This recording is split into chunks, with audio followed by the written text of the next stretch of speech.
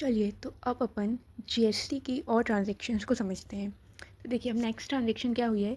Goods sold हुआ है 1,35,000 में, सेम स्टेट में क्रेडिट में। अब सेम स्टेट में हुआ है, इसमें अपन सीजीएसटी और एसजीएसटी चार्ज करेंगे।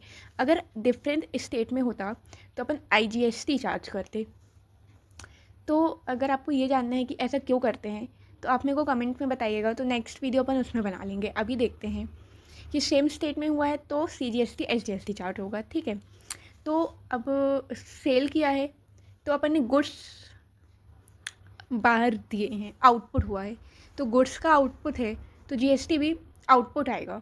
तो पहले अपना एक अकाउंट सेल आ जाएगा, फिर अपना डेटर आ जाएगा, फिर आउटपुट सीजीएसटी, आउटपुट एसजीएसटी, दो आएंगे। ठीक है, फिर अपनी सेल्स जो है वो अपनी इनकम होती है, अपना डेटर्स अपने एसेट है, और जो अपने सीजीएसटी एसजीएसटी कलेक्ट किया है वो अपन ने कलेक्ट तो कर लिया है कस्टमर से, पर अपन को उसको गवर्नमेंट को पे करना है।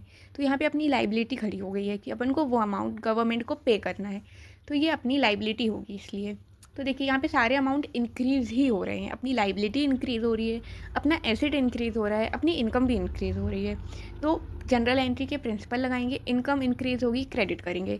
तो एक एक चीज़ को, जैसे पहले अपन ने इनकम लिखा तो सेल्स को क्रेडिट कर दिया, ठीक है, एक लाइन छोड़ के, अमाउंट 135। ठीक है, फिर उसके बाद डेटर, डेटर अपना एसेट है, इंक्रीज़ हो रहा है, तो एसेट इंक्रीज़ होगा तो डेबिट करेंगे, तो डेटर्स को डेबिट कर दिया। यहाँ पे अमाउंट आप पहले मत लिखिएगा, अमाउंट यहाँ पे अपन लास्ट में डालेंगे। ठीक है, फिर जो आउटपुट एसजीएसटी है ये अपना लाइबिलिटी है और इंक्रीज़ हो रही है, तो लाइबिलिटी इंक्रीज़ होगी तो क्रेडिट करेंगे। तो यहाँ पे अपन ने डाल दिया आउटपुट एसजीएसटी।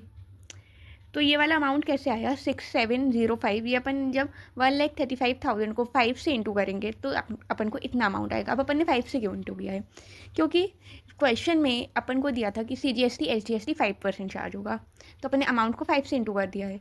ऐसे लास्ट अपनी एसजीएसटी लाइबिलिटी है जो कि इंक्रीज़ होगी, तो एक और टू आउटपुट एसजीएसटी अकाउंट। तो यहाँ पे अब आ गया टोटल। अब देखिए अपनी डेबिट साइड और अपनी क्रेडिट साइड टैली होनी चाहिए, मतलब इक्वल होनी चाहिए। तो अपन इन तीनों का टोटल करेंगे और जितना भी अमाउंट आएगा वो अपन डेटर्स में डाल देंगे। अब अगर आपने डेटर्स पहले लिख दिए तो हो सकता है कन्फ्यूज़न हो जाए या जनरल एंट्री करेक्ट ना हो।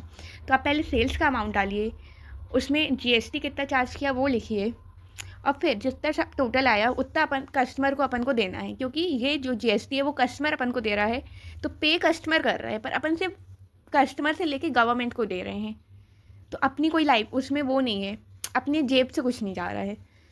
तो ये भी कस्टमर से अपन को लेना है, तो टोटल अमाउंट कस्टमर देगा, तो डेटर्स में टोटल अमाउंट आ जाएगा। मेरे को उम्मीद है आपको अब जीएसटी की भी थोड़ी थोड़ी ट्रांजेक्शन